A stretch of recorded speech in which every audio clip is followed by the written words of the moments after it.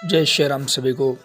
यह निमोर के संत श्री राम बाबा जो कि राष्ट्रीय और अंतर्राष्ट्रीय स्तर पर भी बहुत फेमस हैं। ये अपने कर्तव्यनिष्ठता के लिए, अपने वैराग्यता के लिए और अपने गुणों के लिए जाने जाते हैं। संत श्री राम बाबा की उम्र जो है वो 109 साल से ऊपर की है, वो बताई जाती है। और रामायण के अंदर भगवान राम ने जो संतों के गुण बताए हैं, वो सभी गुण जो है वो श्री राम बाबा के अंदर समाहित हैं और वो सर्वत्र दिखाई भी देते हैं। श्री राम बाबा किसी प्रकार के धन का है वो कलेक्शन नहीं करते और ना ही धन के लिए किसी प्रकार का कोई प्रवचनीय आगमन करते हैं। हाँ, लोग अवश्य उनकी प्रसिद्धि के बाद, इससे पहले तो नहीं, क्योंकि ये दुनिया प्रसिद्धि को मानती है, चमत्कार को मानती है। तो जैसे जैसे इनकी प्रसिद्धि बढ़ती गई वैसे वैसे लोग उनको अब वहाँ डिस्टर्ब भी करने लगे हैं, यानी अपने काम के लिए इधर उधर भी ले जाने लगे हैं। लेकिन संत श्री राम बाबा जो है उनको आज भी किसी चीज़ से मोह नहीं है। उनसे पत्रकार आते रहते हैं, वो भी तरह तरह की बातें पूछते हैं किसी माध्यम से, लेकिन श्री राम बाबा एक ही बात कहते हैं कि दिया हुआ जो संदेश है, किसी को संदेश देने का फ़ायदा नहीं है, क्योंकि दिया हुआ संदेश है वो लगता नहीं है। इंसान के खुद के जो भीतर की प्रेरणा है वही मुख्य रूप से काम करती है। तो संत श्री राम बाबा का रहने का तरीका जीवन में वो बड़ा सरल है। नर्मदा की परिक्रमा और जितने भी अपने वो कार्य है वो श्री राम बाबा आज भी खुद करते हैं। उन्हें देह का भान भी नहीं है। ब्रह्म में स्थित रहने वाले संत, दुनिया जिनको पागल समझती है, वो वास्तव में ब्रह्म में स्थित होता है, क्योंकि पागल दुनिया है वो नहीं है, वो खुद तो ब्रह्म में स्थित है।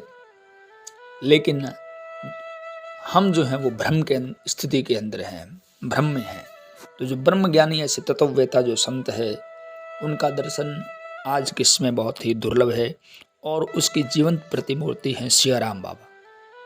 वो खुद की साफ सफाई से, वहाँ जो छोटे से मंदिर में रहते हैं उसकी साफ सफाई से लेकर के और वहाँ के कार्य तक खुद करते हैं। अनेक कथावाचक हैं और भी प्रसिद्ध व्यक्ति उनके दर्शन के लिए आते रहते हैं, उनका प्रसाद पाने के लिए। और बाबा उनमें कोई खास रुचि नहीं दिखाते, क्योंकि उनको प्रचार प्रसार से किसी प्रकार का कोई सरोकार नहीं है और उनके दर्शन से लाखों लोग हैं वो लाभ भी प्राप्त कर रहे हैं। उनके जो पर्चे हैं वो बिना लिखे हो जाते हैं। उनके दर्शन मात्र से वहाँ पर काफ़ी लोगों की मुरादें पूरी होती है। और उनका जो भोजन करने का तरीका है उसमें किसी प्रकार का वो रस नहीं दिखाते। सभी जो भी उनको दिया जाता है वो एक बड़े पात्र के अंदर इकट्ठा कर लेते हैं, उसी में से कुछ भाग निकाल करके खुद खा लेते हैं और उसमें से जानवरों को भी दे देते हैं। किसी प्रकार के रसास्वादन के लिए उनका भोजन है वो नहीं है। इस प्रकार से उनकी दिनचर्या है जो लाखों लोगों को आज भी प्रभावित कर रही है। लोग तरह तरह के अपने स्वभाव लेकर के, अपनी प्रवृत्ति लेकर के आते हैं कि इनके पास क्या है, कैसा है, लेकिन श्री राम बाबा को इससे किसी प्रकार का कोई मतलब नहीं है। वो अपनी भक्ति के अंदर स्थित है और उनकी तपस्या इतनी सिद्ध हो चुकी है कि उनका मन जो है अब कहीं भी इस संसार के अंदर नहीं रमता है, वो अपने ही रमन के अंदर रहते हैं। ऐसे संतों का दर्शन और इनका आशीर्वाद जो है वो जीवन के अंदर बहुत ज़्यादा फलदायी, प्रभावपूर्ण और पापों का नाश करने वाला होता है। ऐसे पावन भारत के संत जो कि राष्ट्र की एक बहुत बड़ी धरोहर है, उनके चरणों में हम प्रणाम करते हैं। सभी पर उनका आशीर्वाद बना रहे, सभी को दर्शन है वो मिलता रहे। जय श्री राम, जय श्री राम बाबा।